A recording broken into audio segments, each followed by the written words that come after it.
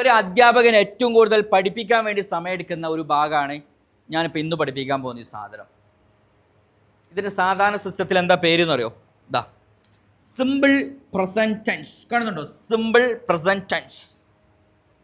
ഇതാണ് സാധാരണ സിസ്റ്റത്തിൽ ഇതിന് പറയുന്ന പേര്. സാധാരണ ഗ്രാമർ മെത്തേഡിലാണെങ്കിൽ മണിക്കൂറുകൾ എടുത്ത് നിങ്ങളെ പഠിപ്പിച്ചു കഴിഞ്ഞാലും ക്ലാസ് കഴിഞ്ഞ് പുറത്തിറങ്ങി കഴിഞ്ഞാൽ നമുക്ക് ഒടുക്കത്തെ കൺഫ്യൂഷൻ ആയിരിക്കും.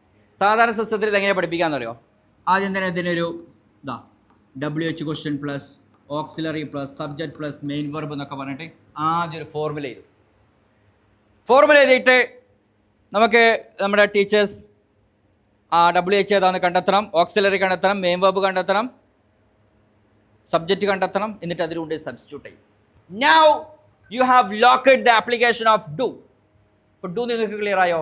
ശീലങ്ങൾ എവിടെ വരുന്നുണ്ടോ, നിങ്ങളുടെ ഹാബിച്വൽ ആക്ഷൻസ് എവിടെ വരുന്നുണ്ടോ, സ്ഥിരമായി ചെയ്യുന്ന കാര്യങ്ങൾ എവിടെ വരുന്നുണ്ടോ, നിങ്ങളുടെ സെൻറ്റൻസിൻ്റെ തുടക്കം ഡു ഡു ഡു ആയിരിക്കണം.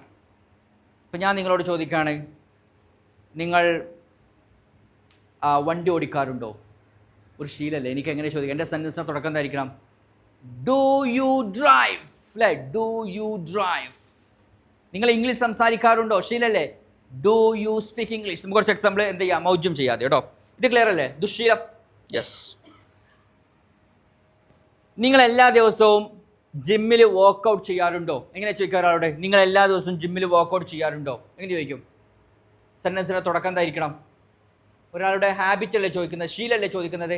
സെൻറ്റൻസിൻ്റെ തുടക്കം എന്തായിരിക്കണം? Do you work out at the gym every day. Do you work out at the gym every day. English പഠിക്കാനുള്ള ശരിയായ തീരുമാനം speak easy English academy. Spoken English, IELTS and OET.